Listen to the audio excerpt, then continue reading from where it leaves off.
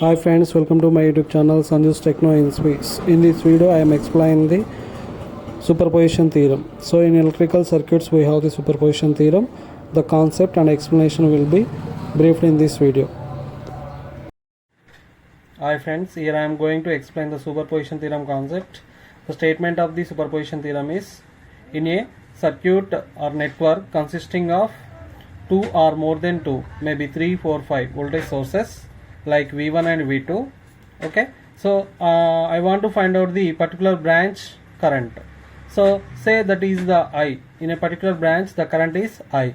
That is equals to, when the individual sources are acting alone, means only V1 is acting, V2 is inactive. At that time, in the same branch, the current produced by V1 is I1.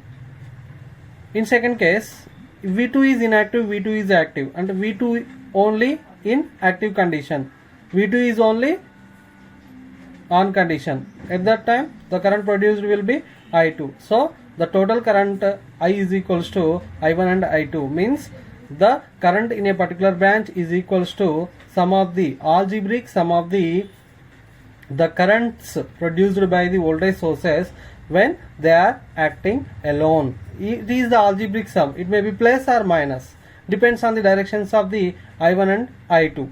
If which is larger, if I2 is larger, then the resultant current follow the I2 direction. I1 is larger, then the resultant current will be flowing in that direction. Okay, and if both currents I1 and I2 are in the same direction, then we are adding these two, I1 and I2. If the directions are different, then we subtract I1 and I2 from larger to smaller. So this is the superposition theorem concept and statement. Now we have to solve the problem step by step when is problem is given in your examination. This will be very important in competitive exam as well as in diploma and BTech theory questions also. Very important one. So observe the carefully. So we solve this problem in 3 steps or 4 steps, totally 4 steps. What are they?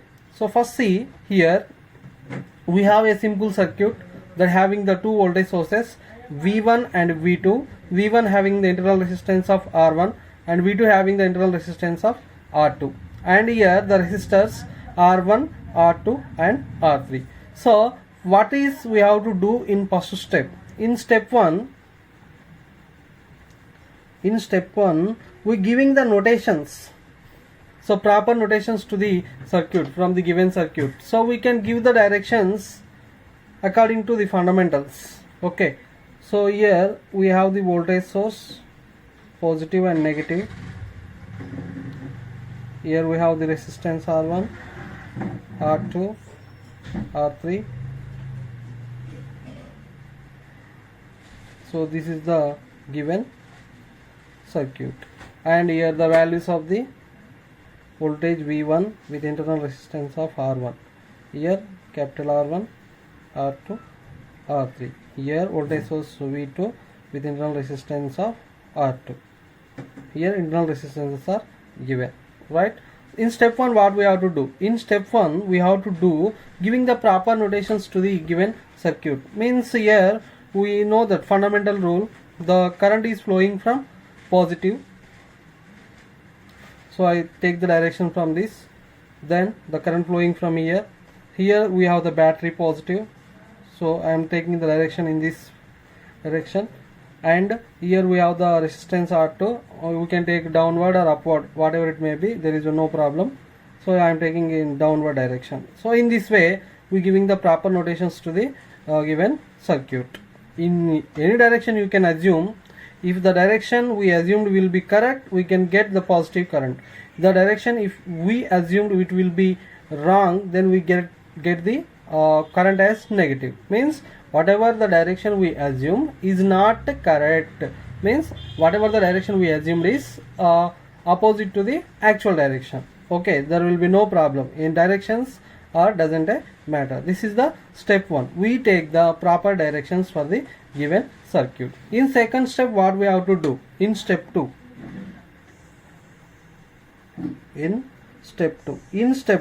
what we have to do is, first we have to one source can be taken as active, another source taken as inactive. Means here I am taking V1 is active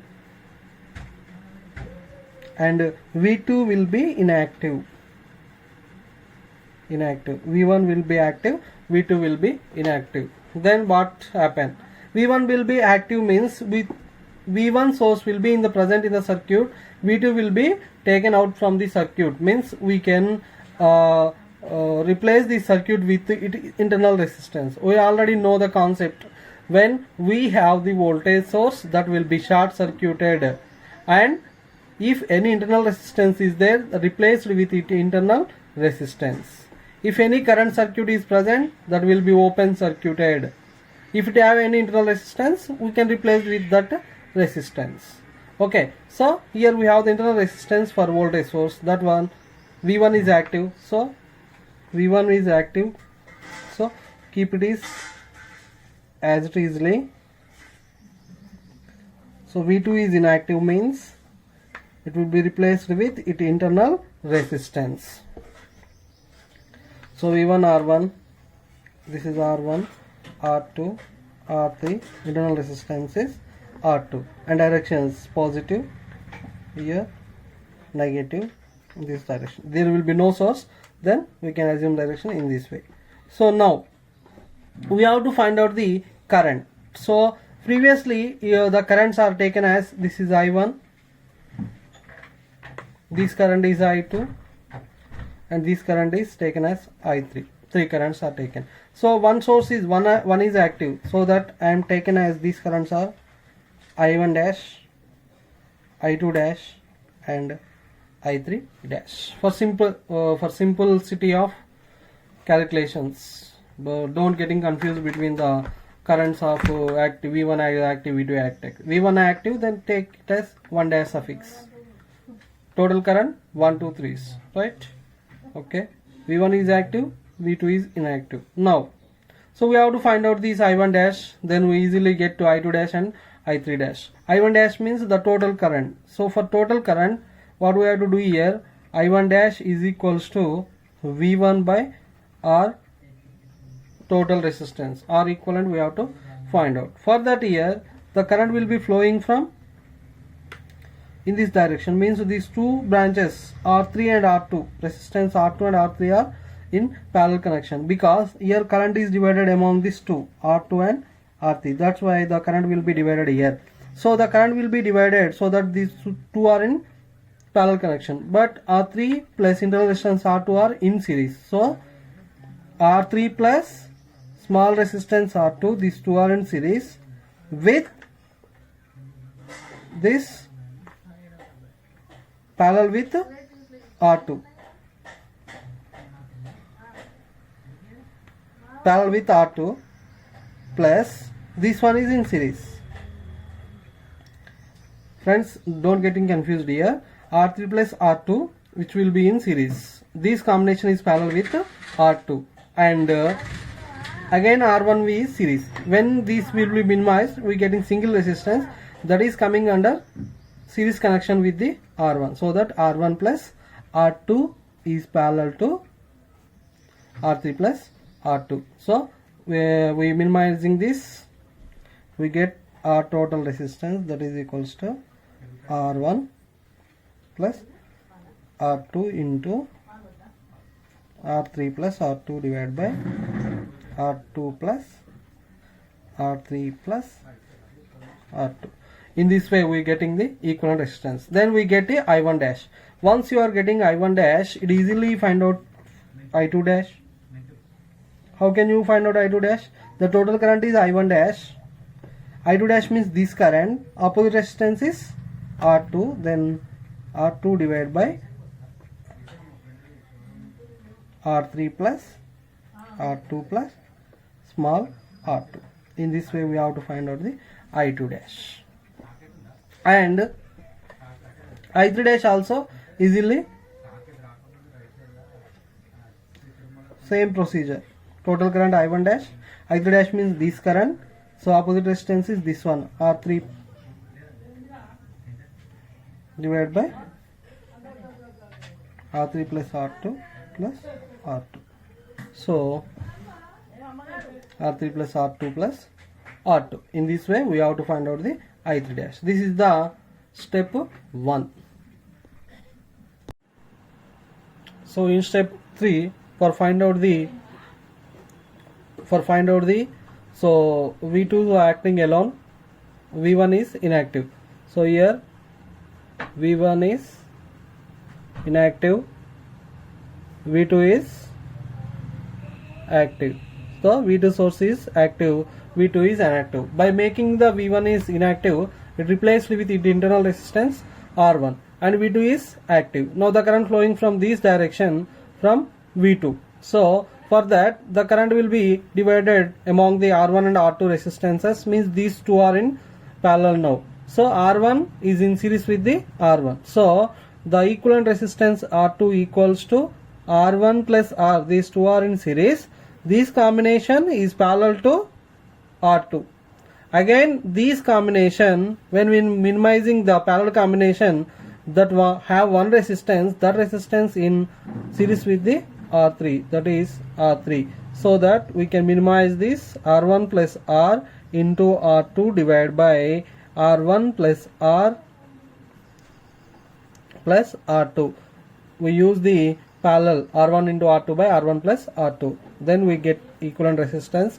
Then here V2 is active, so that we use suffix 2, means this is I2 dash, I1 double dash, this is I2 double dash, this is I3 double dash. Okay, so that we have to find out the I2 double dash here, because voltage source is at this side, then this current will be the total current I2 double dash. That current is I2 double dash is equals to V2 divided by R equivalent. Then you get I2 double dash. When you get I2 double dash, it is easy to find out the I1 double dash and I3 double dash. How? By using the current division formula. I1 double dash is equals to total current I2 double dash into I2 double dash means this current, I1 double dash means this current, means opposite resistance is R2. So R2 divided by R1 plus R, R1 plus R with R2. Then you get the I1 double dash. Similarly, you can get I3 double dash. How? The total current is I2 double dash. You want this current, so that the opposite resistance will be R1 plus R, R1 plus R divided by R1 plus R along with R2, sum of the two resistances. This is the parallel division formula. So in step 2 we get I1 dash, I2 dash, I3 dash. In step 2, I1 double dash, I2 double dash, I3 double dash. So in step 4 what we have to do? Step 4 we summarize the data how we get. So first we from the step 2 we get I1 dash, I2 dash, I3 dash. In step 3 we get I1 double dash, I2 double dash and I3 double dash. So we take the notations. I1 double dash in which direction? In this direction. And I2 double dash in this direction only. I3 double dash, it will be downward. Okay, so remember these directions. Once see the directions of this I1 dash, which will be right side, I2 dash also right side, I3 dash will be downward. So the directions of I1 dash, which will be right side, I2 dash also right side, I3 dash will be downward. Okay, in the concept I will told to you, when both directions, both current directions are same, then it will be taken as additive, sum of these two, additive. If both directions opposite to each other, then it is taken as negative sign. Subtract smaller from the larger. So here I1 dash I2 double dash will be both are opposite direction, so it will be negative sign. I2 dash I2 double dash are also opposite direction, it is also negative, and I3 dash I3 double dash both are in same direction, then these two are additive. So we get current I1 here, here I2, here I3. The currents are given as I1 is equals to I1 dash minus I1 double dash. Which is larger? If I1 is larger, I1 dash minus I1 double dash. If I1 double dash is larger, then I1 double dash minus I1 dash. And what is the resultant direction means? Which is larger, the direction will be followed. And this theorem is applicable to only linear circuits. Linear circuit means which obeys the Ohm's law. The circuits which are obeys the Ohm's law only, it will be applicable. Okay friends, this is the explanation of the superposition theorem. If you like my video, please like the video, share the video, and also subscribe my channel, and ring the bell icon, then you will get my latest notifications regarding to technical reasoning and in all aspects. Thank you friends.